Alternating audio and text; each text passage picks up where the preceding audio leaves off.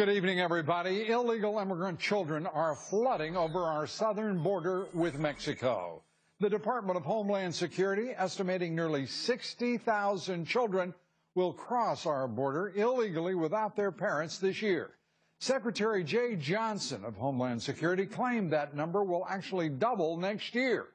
The Obama administration now estimates the cost of feeding, housing, and transporting these children at nearly $2 billion to U.S. taxpayers. Johnson testified before the House Judiciary Committee today, and he was either unable or unwilling to provide any concrete, specific answers as to how our federal government plans to deal with this crisis. Could you describe this plan to this committee? Sure. A couple of things, and it's definitely a work in progress. We're building on this because it's a growing problem, and we need to take steps to address it. And I'm open to additional steps. In fact, when I go back to my office, I'm going to have a meeting on this very subject. Unbelievable. Secretary Johnson told committee he's reached out to Health and Human Services for help and is looking to other government agencies as well to provide resources. A detailed plan of action to respond to the crisis is non-existent.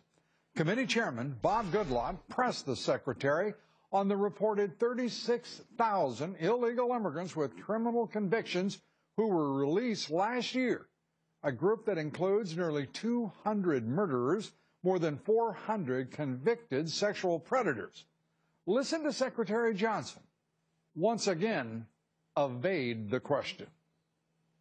Isn't it also true that the DHS could have detained most of these criminal aliens but simply chose not to? Chairman, I myself would like a deeper understanding of this issue. I look at the same list you've seen, and I've seen some pretty serious criminal convictions on that list, including homicide and other things. And so I want a deeper understanding of this issue myself to make sure that we're doing everything we should be doing. Judiciary Committee Chairman Congressman Bob Goodlatte joins us right here in moments. We'll be talking about Secretary Johnson's evasion, his lack of knowledge and understanding, and his refusal to be forthcoming.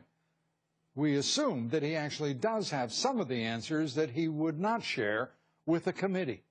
We'll see what the chairman of that committee believes to be the case.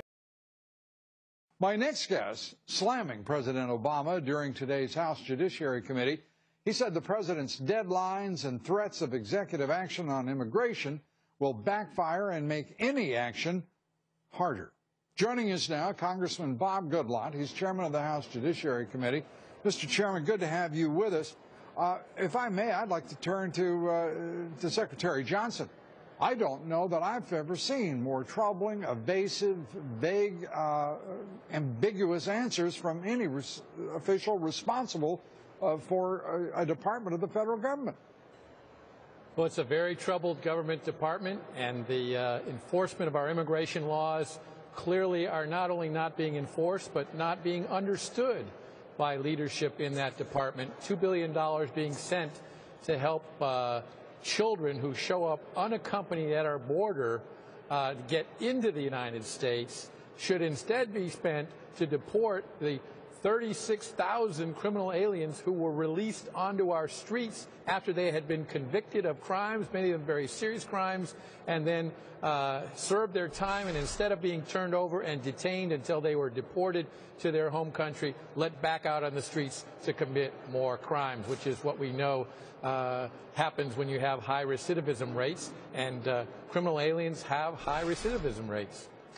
And with that knowledge, shared, one presumes, by the leadership of the Department of Homeland Security and its various agencies, how is it that this is happening, that our government is not enforcing laws, that is permitting this kind of conduct? De facto amnesty seems to be the result on the part of this administration. What more do you know today, and can you give American taxpayers and citizens any comfort that the federal government actually knows what the hell it's doing? Well, I know there are members of the union that represents the ICE agents responsible for enforcing our immigration laws in the interior of our country, shares your and my frustration. So there are people in the government who want to do their jobs, but they're getting told exactly the opposite by this administration. And that's what you get when you have a president at the head of our government, and not just in immigration, but a whole host of areas, says you're going to either do it my way or we're not going to do it at all. I've got my pen and my cell phone, and I'm going to act unilaterally. The Constitution doesn't give him the authority to do that, but when he sends that message, then that sends a message down below that the president doesn't want these laws enforced, and therefore, guess what? They're not being enforced. And that is, as you noted from my comments this morning, exactly the problem with doing immigration reform. How can you do it when one side urges the president to break the law and unilaterally take action here, and then won't negotiate because they want to have the president act, and the other side, the conservatives, look at this and say, why should we negotiate, why should we write new laws when the president won't even enforce the laws that we have today? So this kind of activity is hurting not just in immigration, but in other areas of the work of the Congress, which under the Constitution has the responsibility to legislate. The president has the duty not to legislate, but to faithfully execute the law as they're passed by the Congress. He's not doing it, and this is where we find ourselves as a result.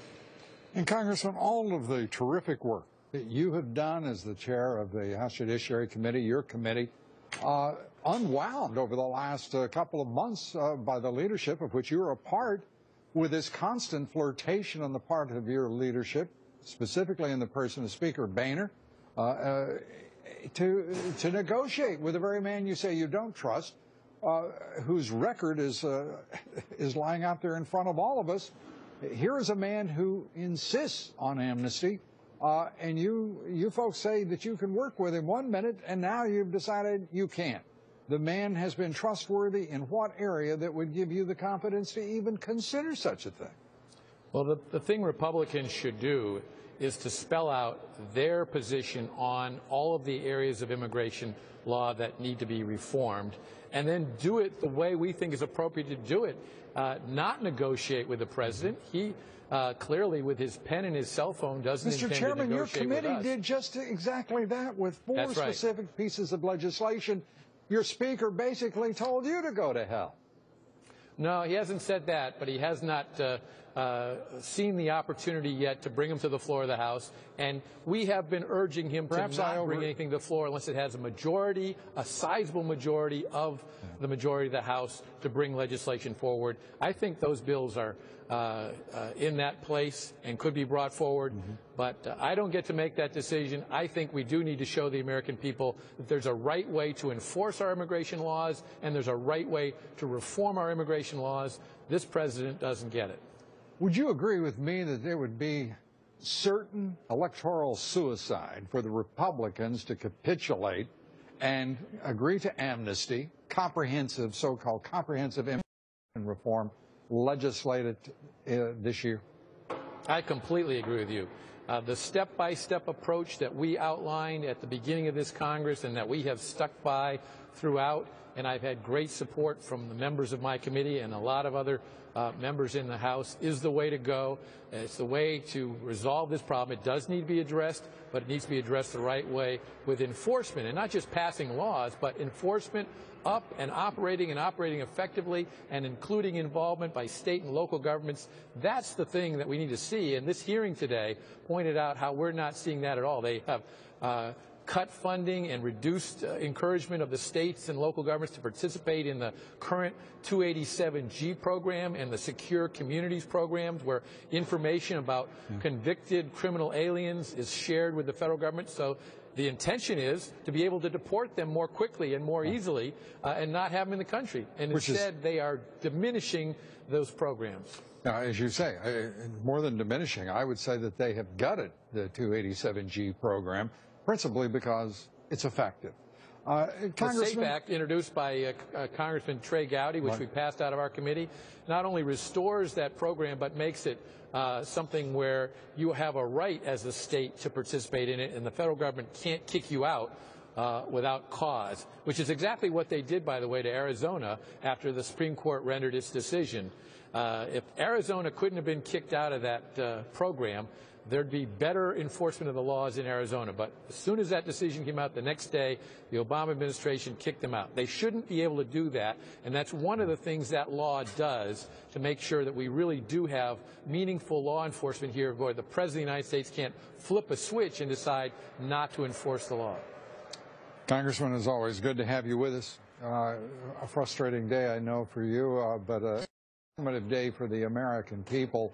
Is there any prospect at all that the House, that the Republican conference can come up with a response to this crisis of children from Central America primarily being literally dumped on our side of the border, and as many as 60,000 people this year, young children, next year, double that number? What are we going to do? Yes, well, first of all, showing them at a doorstep and claiming political asylum should not be the basis for then being given a ticket into the United States with the ability to get a job and everything else that goes with that. The Mexican government has even offered to work with us on securing their southern border with Guatemala. This is new with the Mexican government, and I am glad to see that because, you know, when we help them stop people getting into Mexico, it solves a problem for both our country and their country. So there are solutions that can take place, but it takes leadership, and it takes this administration saying that the right way to do immigration reform is to start by enforcing the law. Chairman Goodlatte, good to have you with us. Thanks so much. Congressman Thank you, Lou. Goodlatte.